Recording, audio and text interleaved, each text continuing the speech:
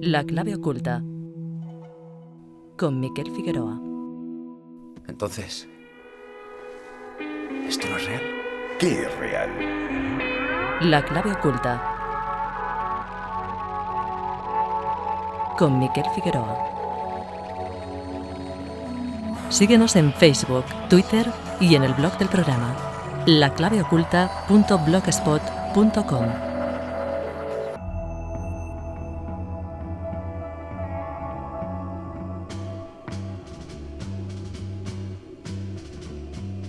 Cuando pensamos en la inabarcable inmensidad del universo, probablemente imaginamos un vastísimo espacio que se extiende hacia todos los lados.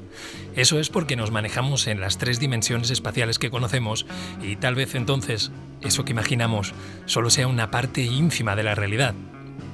La física cuántica está planteando la existencia de múltiples dimensiones. Por rizar el rizo y por ir al tema, ¿podría esto dar una explicación a los fenómenos paranormales? Saludamos a Miguel Pedrero, redactor y reportero de la revista Año Cero y escritor de libros como Corrupción, Las cloacas del poder o Claves ocultas del poder mundial. Buenos días, Miguel. ¿Qué tal? Muy buenas. Muy buenas. Reabrimos hoy tu último libro, El universo no es plano, de la editorial Palmira. Y si en la primera parte, en la primera entrevista, sobre el primer capítulo, tratamos la posibilidad de que seres de otras dimensiones estuvieran interfiriendo en la nuestra, en esta segunda parte titulada Explorando universos paralelos, planteas que tal vez podamos nosotros mismos inmiscuirnos más allá de nuestros aparentes confines. Bueno, entremos en materia sin miramientos, a lo loco. Hablemos del curioso caso de las teleportaciones. ¿Cuál sería el caso tipo, el caso clásico? Bueno, en realidad tampoco habría un caso clásico, ¿no? Pero en general, si tenemos que hacer un tipo, ¿no? Un suceso tipo, pues tendríamos que hablar de un individuo o una serie de personas que conducen por una carretera y en un instante, en un abrir y cerrar de ojos, se encuentran de repente en otro punto del espacio, en muchas ocasiones a cientos y cientos de kilómetros, ¿no? Yo he tenido la oportunidad de hablar con bastantes testigos de esa clase de experiencias y ya te digo que hay casos en los que llegan a encontrarse a cientos de kilómetros, ¿no? Pero en un instante, en menos de un segundo. Además, hay una característica común a todos estos casos, ¿no? Y es que antes de que se produzca ese salto espacial, tiene lugar un fenómeno, un suceso que rompe la normalidad del espacio-tiempo. Es decir, algo que no casa con la realidad, con el mundo habitual que nos rodea, ¿no? Pues puede ser desde un fogonazo a una neblina extraña, a una sensación desconocida en el cuerpo, a la aparición de un coche de formas extrañas, de un camión que no circula por la carretera, sino que parece que va levitando. Es decir, algo que sorprende enormemente a los testigos, algo, como digo, que rompe la normalidad del espacio-tiempo y en un instante se produce ese salto espacial, ¿no? Es lo que algunos investigadores que se han ocupado de investigar este tema de forma muy profunda denominan factor off, ¿no? Es como si los testigos entrasen en otro mundo o ese otro mundo interactuase con el nuestro, ¿no? Sí. Es para los aficionados al cine y los fans de Matrix, pues sería, podríamos decir, un error en Matrix, ¿no? Algo que no casa con la realidad. Claro. Acto seguido se produce ese salto espacial, que te digo, son personas que no tienen ninguna vinculación con estos temas, que jamás les han interesado y que después de esa experiencia, pues bueno, sobre todo lo que buscan es respuestas y desde luego tienen cierto temor sobre todo de que esa experiencia se vuelva a repetir, ¿no? Porque yo recuerdo uno de los testigos que me decía, bueno, pero esto me puede volver a pasar, es decir, esto esto me va a ocurrir nuevamente, y si me ocurre otra vez, oye, a lo mejor es que no acabo en una carretera secundaria a 200 kilómetros de la autovía, a lo mejor termino en un precipicio, ¿no? Ese era Claro. el miedo que tenía. Claro, que esta una cosa así irrumpa en tu realidad cotidiana, que en la que lo que menos te esperas es que te pase algo como esto, te debe dejar un poco conmocionado, evidentemente.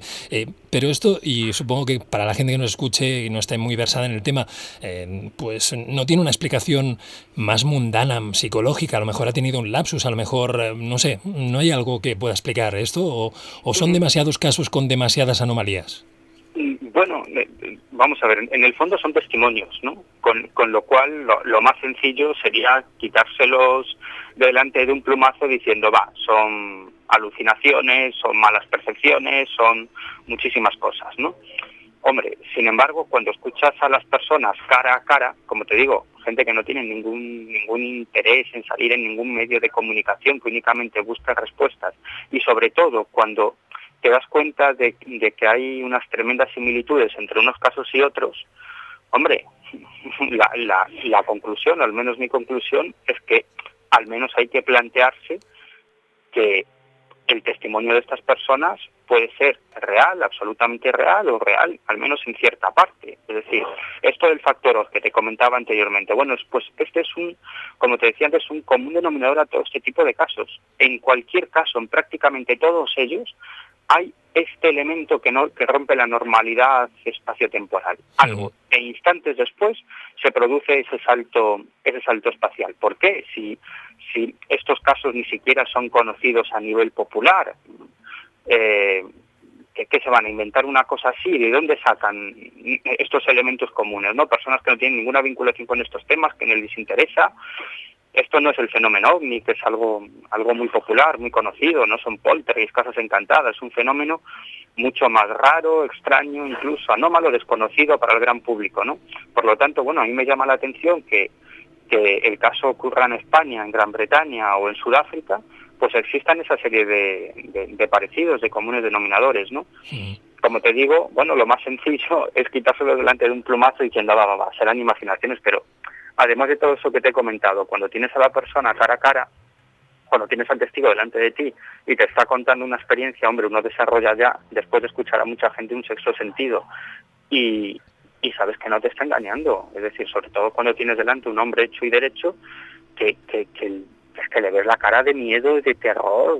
Claro. Y va a llorar cuando empieza a relatarte esta experiencia. Sobre todo, como te digo, la preocupación de la mayoría de ellos es si esta experiencia puede volver a repetirse, y si se repite, si puede ser peligrosa. Como te decía, si en vez de acabar en una carretera, acabas en el mar o en un lago, ¿no? O sea, ese es el miedo que tienen todos ellos, y sobre todo, como te decía antes, buscar una explicación, es decir, ¿qué me ha pasado a mí? ¿Cómo ha podido suceder eso? ¿He estado en algún sitio? ¿Me he desmaterializado y materializado?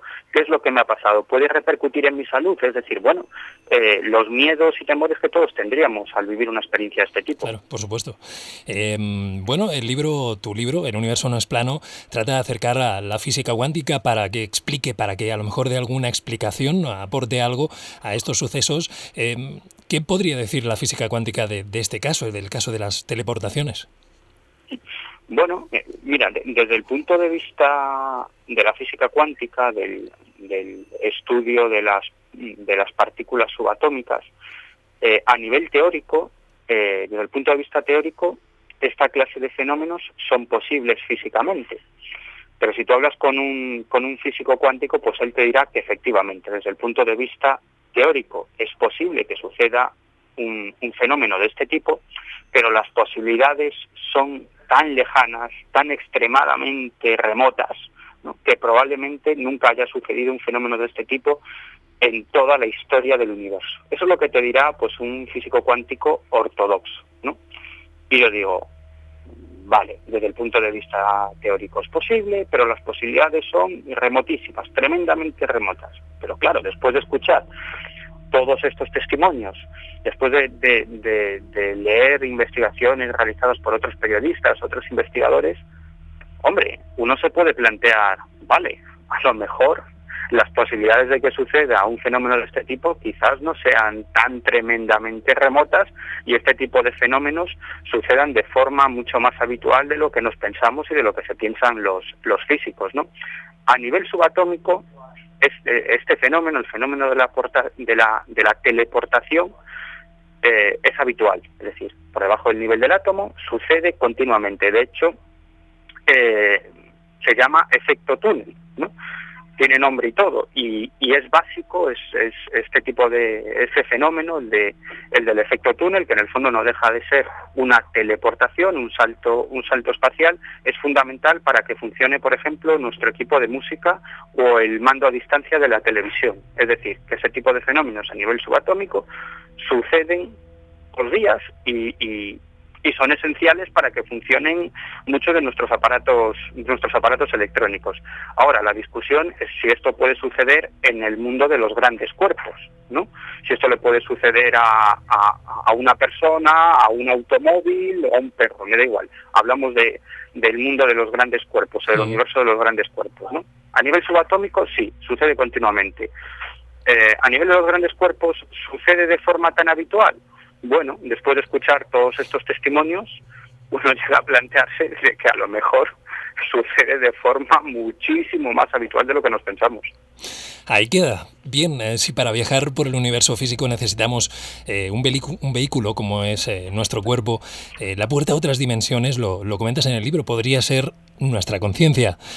Vamos a tratar una serie de fenómenos que pues a lo mejor denotan que pues a través de nuestra conciencia estaríamos explorando, yendo más allá de lo que son nuestros confines aparentes. Hablemos de los soñadores lúcidos, viajeros que utilizarían el mundo de los sueños. ¿Para qué? ¿Qué es un sueño lúcido, Miguel? Bueno, pues fundamentalmente serían aquellas personas que tendrían la capacidad, en primer lugar, de ser conscientes de que están soñando y a partir de ahí interactuar con su propio sueño o incluso manejarlo a voluntad, ¿no? Este sería el primer paso. Claro, a partir de aquí vienen toda una serie de experiencias muchísimo más increíbles, ¿no? Es decir, una vez que los soñadores lúcidos tienen la capacidad de saber que están soñando, de controlar o interactuar con su sueño, a partir de ahí, como te digo, comienzan otra serie de fenómenos más increíbles, ¿no? Es decir, la capacidad de viajar a cualquier lugar de este mundo físico o de otros mundos, la capacidad de conectar con otros soñadores lúcidos y comunicarse entre ellos, incluso realizar determinadas actividades en ese otro mundo onírico. De hecho, hay infinidad de grupos de soñadores lúcidos que se conectan a través de las nuevas tecnologías, a través de Internet y otros medios, y que intercambian experiencias o incluso quedan en ese otro mundo onírico en el que incluso llegan a crear ciudades, entre comillas, imaginarias, en las que, como digo, desarrollan determinadas actividades, ¿no? Miguel. Y luego tratan de comprobar si ese ha sido esa experiencia solamente ha sido fruto de su imaginación o hay algo más, ¿no? Y comparan sus experiencias, ¿no? ¿Quedan por la noche? Es más, yo he tenido la oportunidad de hablar con muchos de estos soñadores lúcidos que son gente normal y corriente, que tampoco tienen ninguna vinculación con este tipo de temáticas, que ni siquiera su familia más cercana conoce este tipo de capacidades o de fenómenos o de capacidades que tienen y que cuentan experiencias increíbles y que parece ser algo absolutamente habitual, ¿no? Gente que llega a conocerse en ese estado onírico y que llegan a pasarse correos electrónicos o números de teléfono para ponerse en contacto en este mundo real, ¿no? Y además sobre este tema se han llegado incluso a realizar experimentos científicos de laboratorio tremendamente interesantes, ¿no?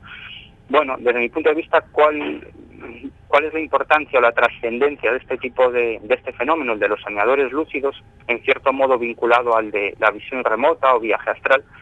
Pues bueno, desde mi punto de vista, además de todas las connotaciones y todas las implicaciones que tienen este tipo de experiencias, que son enormes, es que en cierto modo demostraría que nuestra conciencia es independiente del cuerpo físico, es decir, claro, que tenemos una conciencia no local, como te digo, que es independiente del cuerpo físico, y que muy probablemente cuando esta carcasa, este cuerpo desaparezca o deje de funcionar, pues esa conciencia podría seguir viviendo, ¿no? Bueno, yo creo que la gente profana en estos temas pues debe estar alucinando, ¿verdad? Cuando se le habla de personas que quedan a través de, bueno, pues estando dormidas, ¿no? Que es un estado que en el que creemos estar pues viviendo simples ideaciones mentales, y estarían trascendiendo estas ideaciones para vivir experiencias más allá de su cuerpo. Esto es algo realmente chocante. Hablabas de experiencias científicas. No sé si te referías a Robert Monroe, por ejemplo. Por ejemplo, sobre Robert Monroe se ha llegado a hacer experimentos científicos importantes, ¿no? Pero en cuanto a lo del sueño lúcido, ha habido, por ejemplo, el médico estadounidense Stephen LaBerge realizó una serie de experimentos tremendamente interesantes con una serie de voluntarios que tenían la capacidad de ser conscientes de que están soñando y de controlar sus propias experiencias oníricas, y que como te digo, en laboratorio se demostró que así era, ¿no? Además con una serie de técnicas no demasiado complicadas, ¿no? Es decir, cuando estas personas eran conscientes de que estaban soñando, pues hacían con las manos una serie de posturas o apretaban los puños de determinada forma o con cierta cadencia, y eso indicaba a los científicos de que estaban teniendo un sueño lúcido. Por otro lado, llevaban conectados una serie de electrodos y de aparatos que controlaban sus constantes vitales y demostraban que efectivamente su estado cerebral era propio de una persona que estaba soñando, que no estaba en estado de vigilia, ¿no? Por lo tanto, no había posibilidad de engaño, ¿no?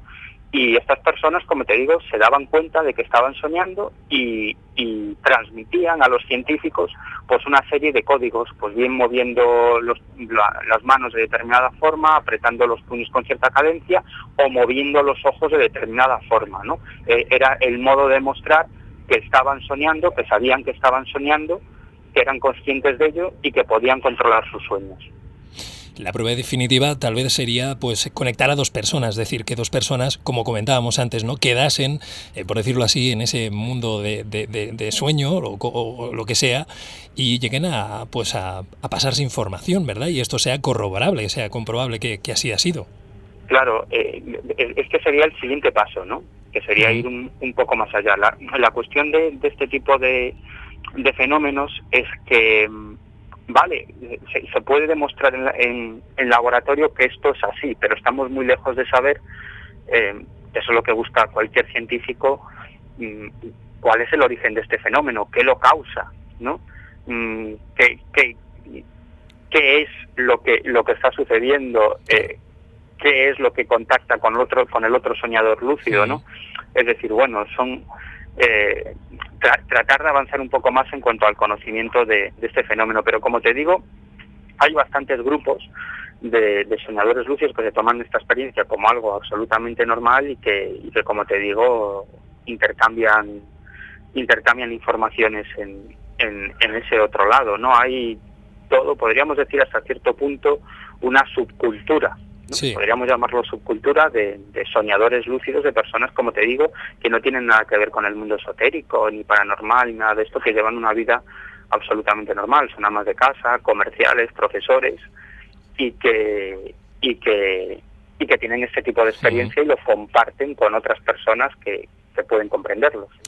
Hablabas, lo relacionabas con la visión remota. Puedo imaginar, y es un hecho, que las agencias secretas se interesasen en estas posibilidades para conocer objetivos enemigos, situarlos en el mapa, todas estas cosas. Pero bueno, es un tema del que podríamos hablar en otra entrevista. Sí. Vamos a hablar de otros que hayan trascendido tal vez los límites de nuestro inmediato territorio dimensional, como son los chamanes y los místicos, quienes, como algunas religiones afirman, pues van más allá de lo que llamamos la verdad, y dicen que lo que es verdad podría ser una ilusión.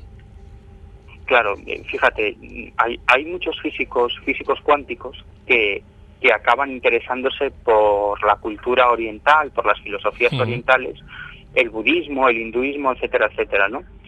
E incluso el cristianismo también en su aspecto más místico. ¿Por qué?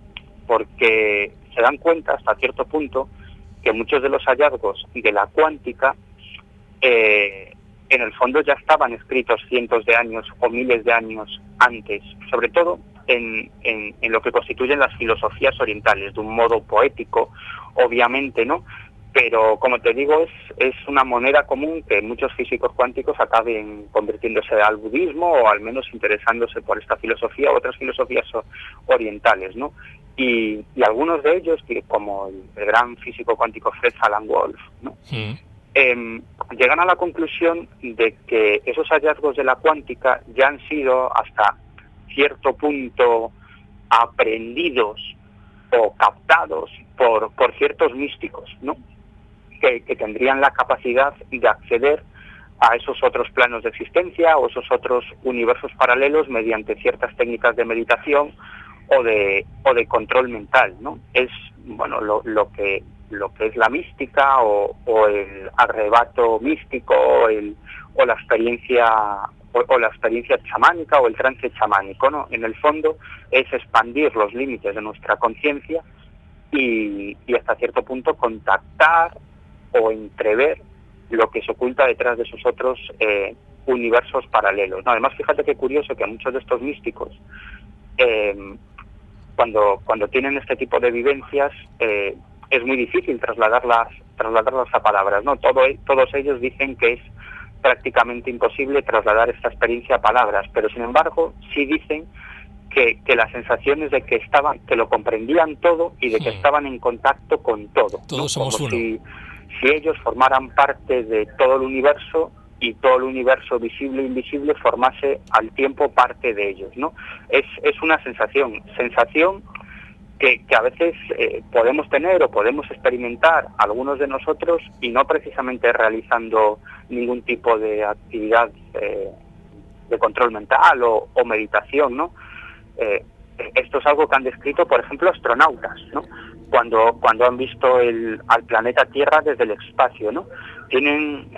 Algunos de ellos han descrito experiencias místicas, ¿no? Que entran en un estado expandido o alterado de conciencia y tienen estas mismas vivencias que los místicos, ¿no? La sensación de que forman parte del universo, que comprenden muchos de sus secretos y que todo está íntimamente conectado, interconexionado, ¿no? Bueno, pues sobre este aspecto, en su momento se llevó a cabo, no hace muchos años, un experimento científico por parte de unos médicos tremendamente interesante. Lo que hicieron fue juntar en una habitación a una serie de meditadores budistas, monjes budistas que tenían la capacidad de entrar en estados de meditación profunda de forma bastante sencilla, y entonces cuando ellos entraban en ese estado de meditación o estaban penetrando en ese estado expandido de conciencia, lo que hacían era tirar de una cuerdecilla que avisaba a los científicos de que estaban entrando en ese estado expandido de conciencia, ¿no? Todos ellos llevaban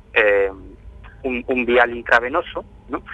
Y en el momento que tiraban de la cuerdecilla, pues les emitían o lanzaban un trazador radioactivo, ¿no? Para estudiar la circulación de la sangre y sobre todo qué es lo que sucedía en sus cerebros, ¿no? Qué partes se activaban y qué partes se desactivaban, ¿no? Y bueno, lo veían con ese trazador radioactivo, lo veían a través de unos aparatos de última tecnología, ¿no? Y ellos esperaban que se activasen determinadas partes del cerebro cuando estos meditadores budistas entraban en ese estado especial, en ese estado expandido de conciencia. Sin embargo, lo que descubrieron es que sucedía todo lo contrario, que no es que se activaran unas partes del cerebro, sino que había ciertas partes del cerebro que se desactivaban, ¿no? ¿Y cuáles eran esas partes del cerebro que se desactivaban? Las que tienen que ver con el yo, con la autoconciencia, es decir, lo que separa al resto del mundo de nosotros mismos, ¿no? La conciencia de que somos seres individuales con nuestro propio yo y con nuestra propia conciencia. Bueno, pues esas partes se desactivaban, ¿no? Y claro, ¿cuál era la sensación? Pues que estaban conectados con el todo y que formaban parte del todo, de todo el universo, ¿no? Fíjate qué forma más interesante de demostrar hasta cierto punto, demostrar desde el punto de vista científico qué es lo que pasa en un estado expandido de conciencia, en una experiencia mística, que se desactivan esas partes del cerebro que tienen que ver con el yo y con la autoconciencia. Fíjate qué curioso. La clave oculta. Escúchanos en iVoox y en Edenext, la radio del misterio. Y bien, cuando hablamos de estados alterados de conciencia no pueden faltar los alucinógenos, que yo quería preguntarte, Miguel, por lo que comentas en el libro, ¿alucinógenos o tal vez enteógenos?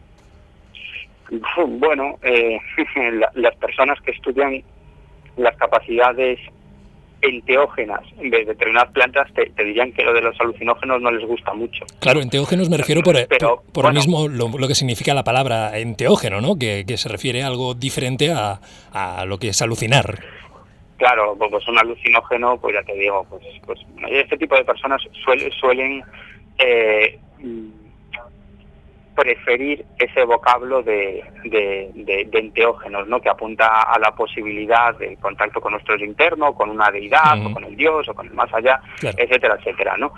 Y bueno, muchos de los estudiosos de las capacidades de este tipo de plantas están convencidos que pueden ser el catalizador de determinadas experiencias de estados alterados de conciencia, o incluso con el uso de estas plantas tener la capacidad de entrar en otros universos paralelos, ¿no? Hay opiniones para todos los gustos, ¿no? Pero también hay científicos, hay bastantes científicos interesados por este tipo de cuestiones que las han estudiado y que incluso experimentan en sí mismos las capacidades de este tipo de plantas, de alucinógenos o de enteógenos, ¿no? Incluso hay científicos que tratan de explicar determinadas pinturas rupestres tremendamente extrañas y llamativas, como las del Tassili, ¿no? Que parecen mostrar a seres venidos de otros mundos, ¿no? Pues hay como te digo, científicos, investigadores de este tipo de cuestiones que creen que en realidad lo que pintaron los habitantes del Tassili hace 10.000 años pues eran las visiones que tenían de sus deidades, de sus dioses, mediante el empleo de ciertas plantas alucinógenas, ¿no? Es decir, que el estudio de esta cuestión puede dar respuesta a muchísimos enigmas, no solamente enigmas relacionados con la evolución de nuestra especie, enigmas relacionados con ciertas culturas antiguas, ciertas culturas milenarias, o incluso con el funcionamiento de nuestro cerebro o de nuestra conciencia, ¿no?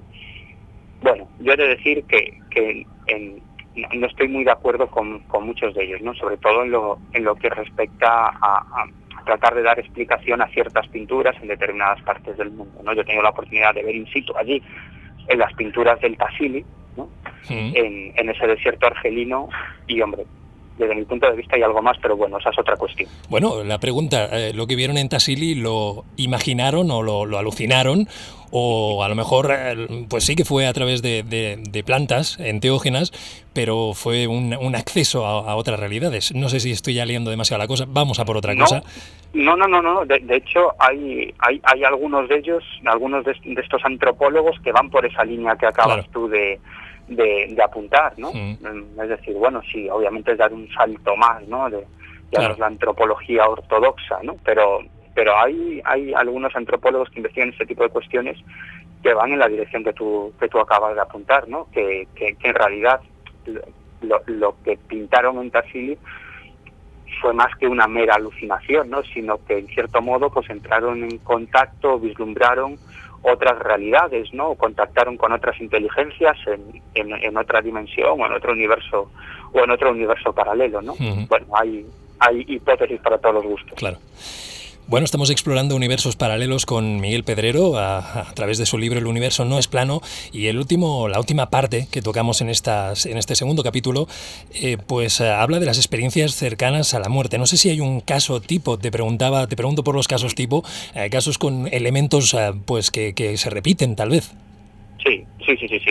Una experiencia tipo pues es un accidente o una enfermedad que provoca durante cierto tiempo la muerte cerebral de una persona, ¿no? Y lo que relatan, hombre, hay hay diferencias, ¿no? Pero lo cierto es que las experiencias son, con sus diferencias, ¿no? Pero son bastante parecidas, ¿no? Y cuando hablamos de experiencia tipo, pues una experiencia tipo, que si quieres te relato a continuación, en la mayoría de los casos encontramos muchos de estos elementos, si no todos, ¿eh? Es decir, que es una experiencia bastante similar en todas las personas que la han vivido, ¿no? Pues sienten que salen de su cuerpo, que ven a su cuerpo físico desde cierta altura, incluso tienen la capacidad de relatar lo que está sucediendo, es decir, pues la gente que lo intenta reanimar, aquellos que están en una mesa de operaciones, tienen recuerdan cuál es la conversación que estaban teniendo los médicos, etcétera, etcétera. A partir de ahí, pues en algunos casos comienzan a viajar por la estancia en la que está su cuerpo, pues por si es una calle, si es un edificio, si es un hospital, ¿no? Incluso pueden relatar conversaciones o situaciones que están sucediendo en otras habitaciones, y a partir de ahí lo que cuentan, por regla general, es que ven una luz muy potente a lo lejos y algo, una fuerza que los impulsa a ir hacia esa luz, ¿no? En otras ocasiones esa luz, lo que ven es un túnel oscuro al final del que se observa esa luz tremendamente potente, ¿no? Llegan hasta esa potente luminosidad, la atraviesan y a partir de ahí lo que suele suceder es que se encuentran con seres de aspecto celestial o angelical, o incluso con familiares fallecidos, mantienen una serie de conversaciones. Y lo habitual es que les digan: todavía no ha llegado tu momento, tienes que volver, o en muchas ocasiones se corta la escena, es decir, está charlando, interactuando con esas supuestas entidades y de pronto lo reaniman y se ve en su cuerpo físico, ¿no? Bueno, hay regresos de todo tipo, ¿no? Pero es habitual que esas otras entidades les digan que todavía no ha llegado el momento, o incluso que les den a elegir la posibilidad de volver a su cuerpo físico o de continuar en ese lugar en el que se encuentran, ¿no? Esta podría ser, muy a grandes rasgos, una vivencia tipo de experiencia cercana a la muerte. Bueno, el debate es muy interesante, yo te preguntaría directamente, hay quien dice que esto tiene una explicación puramente fisiológica. ¿Qué nos hace pensar, o qué te puede llegar a pensar que esto no es así, que esto va más allá de lo fisiológico y está viendo una experiencia, pues ya te digo, más allá de lo que son las químicas cerebrales? Hay bastantes evidencias científicas, ¿no? De hecho, en el año 2001, un médico holandés, Pim van Lommel, que se interesó por este tipo de experiencias a raíz de una vivencia personal y de escuchar los relatos de muchos de sus pacientes, ¿no? Pues Pim van Lommel desarrolló un experimento científico con todo su equipo, un estudio científico de las experiencias cercanas a la muerte, cuya conclusión es que este tipo de experiencias cercanas a la muerte lo que demostraban es que la conciencia es independiente del cuerpo físico, ¿no? Casi nada. Bueno, las conclusiones, todo el estudio que desarrolló Pim van Lommel y su equipo se publicó en el año 2001 en la revista The Lancet. Es la revista científico-médica más importante del mundo, ¿no? Para publicar en esa revista científica, pues obviamente el trabajo tiene que pasar toda una serie de protocolos, de exámenes que realiza el Consejo Científico de la publicación, etcétera, etcétera. Es decir, estamos hablando de una publicación científica y de un trabajo científico, como te digo, con todos los protocolos al uso, ¿no? Y fue publicado en The Lancet. Claro, bueno, lo que generó fue una gran controversia y una gran discusión, ¿no? Porque en una revista científica de primer nivel, occidental, materialista, publican un trabajo que va en una línea completamente diferente, ¿no? Sino que lo que demuestra es que la conciencia es independiente del cuerpo físico, ¿no? Bueno, podríamos hablar de muchas evidencias de este tipo, ¿no? Pero bueno, hay muchos elementos, ¿no? Por ejemplo, una de las explicaciones, la explicación fisiológica, sí, ¿no? Según la cual tú decías antes que, bueno, esto es provocado única y exclusivamente por la química del cerebro, ¿vale? Si es así, cómo estos recuerdos solo lo tienen algunas personas y otros no. Si simplemente fuese una cuestión de física cerebral, todas aquellas personas que entran en un estado de muerte cerebral tendrían que recordar este tipo de experiencias, ¿no? Y sin embargo, es un porcentaje, no pequeño, pero es un porcentaje de personas. Otras muchas dicen que no han vivido absolutamente nada. Si solamente fuese cuestión de física, de química cerebral, tendrían que haberlo recordado todos ellos. Por otro lado, cuando hay encefalograma plano, obviamente no, pues nuestras capacidades cerebrales o no existen o están al mínimo. Sin embargo, estas personas recuerdan detalles con gran riqueza y todos ellos relatan que sus experiencias son tremendamente vívidas, es decir, tremendamente reales, incluso más que en el estado normal, que en el estado de vigilia, ¿no? Por otro lado, muchos de ellos recuerdan conversaciones que estaban teniendo lugar en otras salas, distintas a la estancia en la que se encontraban, ¿no? Incluso llegan a relatar escenas que estaban sucediendo a centenares de metros, incluso a kilómetros, ¿no? Estos son palabras mayores. Sí, eso son palabras mayores, ¿no? Por otro lado, cuando los escépticos se ven desarbolados con la explicación fisiológica, ¿no? Dicen, bueno, pues tiran por la explicación psicológica, ¿no? Que, bueno, esto está provocado por el miedo a la muerte, ¿no? Y es una forma de autodefensa cerebral para morir, bueno, de una forma no demasiado terrible, ¿no? Es una forma de autodefensa de todo individuo para dejar este mundo físico de la mejor forma posible, ¿no?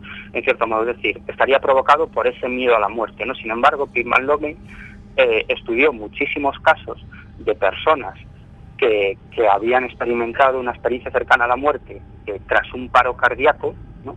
Pero que ni siquiera tuvieron tiempo a tener miedo, porque el paro cardíaco fue tan fulminante que ni siquiera se dieron cuenta de ello, solamente cuando los reanimaron, ¿no? Por lo tanto, aquí la explicación psicológica también se cae, ¿no? No es sencillo. Ciegos no que... es sencillo. Perdona, sí, sigue, por favor. No, eso te decía que ni la explicación fisiológica ni la explicación psicológica dan una respuesta completa a este tipo de experiencias. Van Lommel y otros científicos que estudian estos sucesos apuntan por una serie de evidencias, desde luego no determinantes, pero evidencias, al fin y al cabo, de que la conciencia es independiente del cuerpo físico. Bueno, yo solo dejarlo ahí. En el libro comentas casos de ciegos que pueden ver durante estas experiencias. Esto, sí. Pues a mí no me cuadra, digámoslo así. Bueno, además sobre esto se ha desarrollado también una investigación científica que llevó a cabo el psicólogo norteamericano Kenneth Ring, catedrático de psicología, con su equipo, ¿no? Y publicó una investigación sobre este tipo de casos, ¿no? Personas ciegas que tienen experiencias cercanas a la muerte y que aseguran que por primera vez han visto y describen el mundo que les rodea, cómo son las personas que estaban a su alrededor, etcétera, etcétera, etcétera, en esa experiencia cercana a la muerte, ¿no? Casi llamativo, nada. Desde luego es. Sí. Bueno, tal vez tengamos más cerca de lo que queremos la llave para acceder a otras dimensiones, o tal vez ya lo estemos haciendo sin ser demasiado conscientes de ello. Pero bueno, Miguel, nos queda por tratar el último capítulo del Universo no es plano, el dedicado a la telepatía y la precognición. Y bueno, espero que sea prontamente aquí de nuevo contigo, porque es un placer y te lo agradezco mucho. Bueno, pues nada, a vosotros y hasta cuando queráis. Hasta pronto, Miguel. Venga, hasta pronto.